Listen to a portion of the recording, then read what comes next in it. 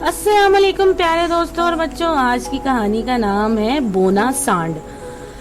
हमीद किसान हाँफता कामता और लंबी लंबी सांसें लेता हुआ अपने घर के बावर्ची खाने में दाखिल हुआ, जहां इसकी बीवी खाना पकाने में मसरूफ थी। इसने हाँफते और कांपते लहजे में कहा, मारिया, क्या तुम भूल सकती हो कि मैं क्या लाया हूँ? अरे बेगम, तुम तो ये बात आइंदा 100 साल तक नहीं बता सकती।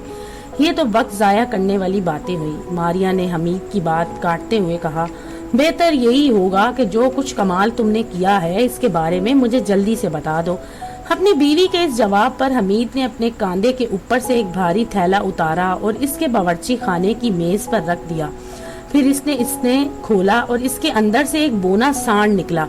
वो एक बिल्ली के बच्चे से ज्यादा बड़ा नहीं था। इसके जिस्म की खाल स्याह और सफेद थी और इसके सींग और पैरों की खुर चांदी के रंग के थे। इसकी आंखें सुर्ख रंग की चमकदार रूबी की तरह थी और इसके गले में एक उम्दा सोने की चेन पड़ी हुई थी, बिल्कुल इसी तरह जैसे कि कोई कमीज का कॉलर हो। तुम्हें मालूम है कि ये मुझे कहाँ मिला? हमीद ने अपनी बीवी को आंखें फाड़ कर बताया।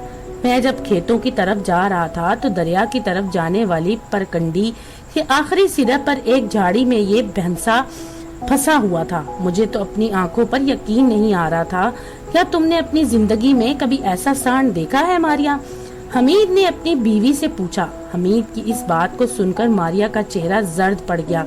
इसने आहिस्ता से कहा, हमीद, ये बेहतर ना होगा कि तुम इसको जहाँ से लेकर आए हो वहीं उसी जगह छोड़ आओ, इस बारीक बोने को। लेकिन मारिया, हमीद ने जोर देकर कहा।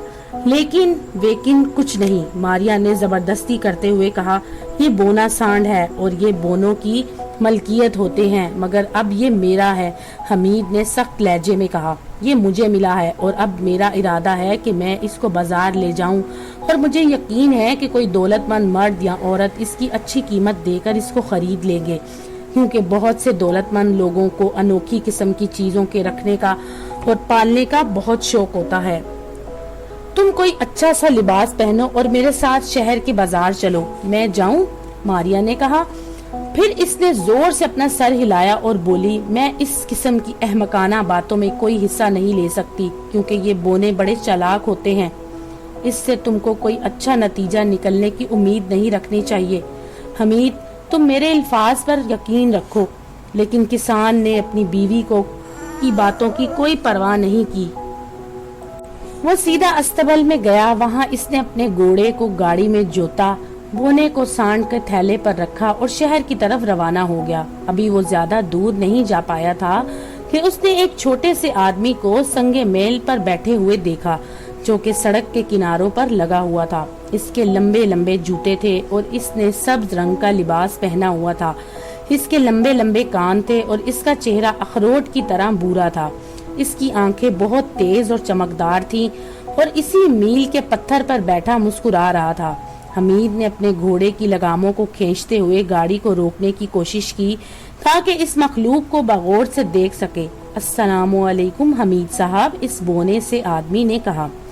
वालेकुम अस्सलाम बोने साहब, हमीद ने हैरत से जवाब दिया, क्योंकि इसको इस बात पर ताज्जुब हुआ कि बोने को इसका नाम किस तरह मालूम हो गया। फिर इसने अपनी हैरत को छुपाते हुए पूछा, मियाँ बोने, मैं तुम्हारी क्या खिदमत कर सकता हूँ? इसकी आवाज बहुत नर्म थी। तुम्हारी गाड़ी के अंदर रखे थैले में मेरी एक चीज छुपी हुई मौजूद है। बोने ने कहा, इस गाड़ी में जो कुछ भी रखा हुआ है वो मेरा है।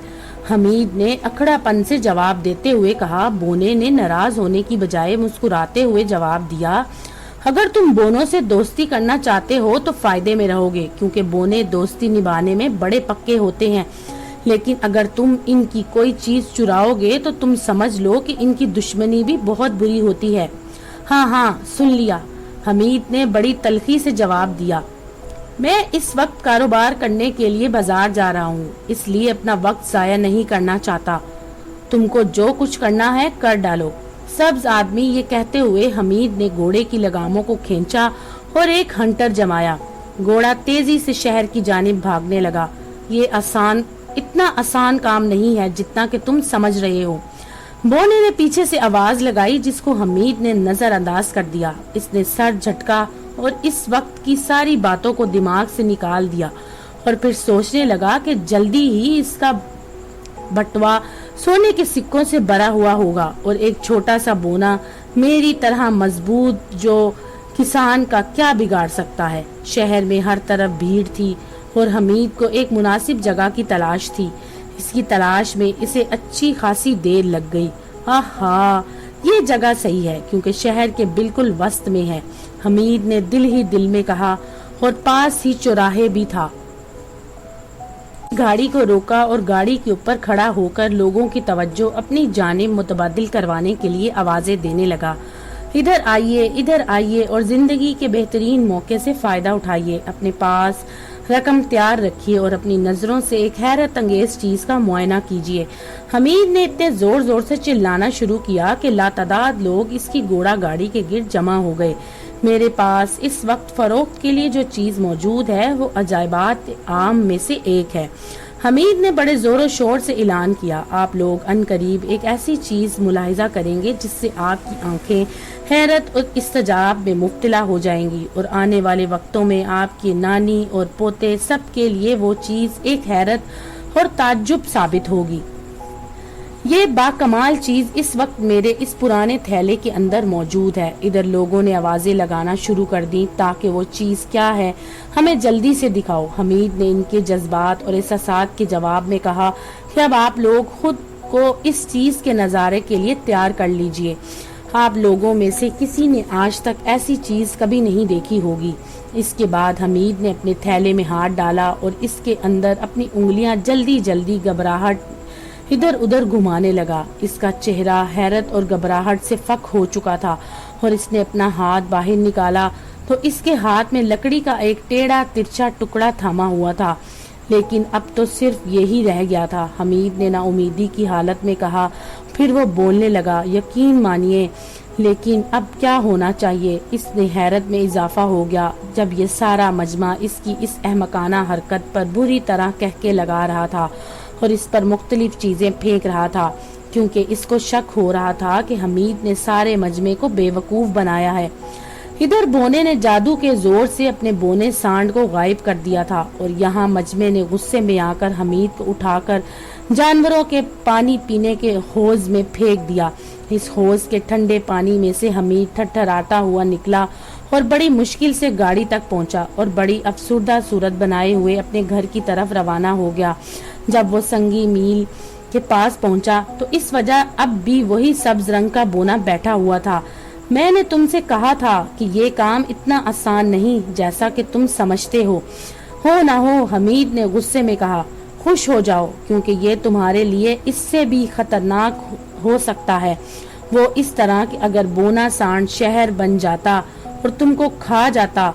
बोने ने कहा, मुझे अफसोस है कि मैं तुम्हारा सांड वापस कर सकता, अब तो मैं तुमको सिर्फ ये टेढ़ी लकड़ी ही दे सकता हूँ। हमीद ने अफसुर्दा लहजे में अटकते अटकते जवाब दिया। बोना अपनी आंखों की पलकें झपकता हुआ हंसता फिर बोला, अपना थैला तो देखो। और जब हमीद ने थैले को खोलकर देखा तो वाकई ही बोना सांड इसके अंदर मौजूद था। वाकई मैं तो घबरा गया था। ये कहकर हमीद ने वो थैला जमीन पर रख दिया। बोने ने अपने बोने सांड को उठा लिया और इसको थपथपाया। इधर हमीद ने अपने घोड़े की लगामें खींची, वो दौड़ने लगा। बोने ने इसका शुक्रिया अदा किया और खुदा हाफिज कहा, लेकिन आने वाले सालों में इसके इस अमल का नतीजा ये निकला, इसकी तमाम फसलें बहुत अच्छी हुई और इसने खूब मुनाफा कमाया। तो दोस्तों, अगर आपको ये कहानी पसंद आए तो मेरे चैनल को लाइक और सब्सक्राइब जरूर कीजिएगा।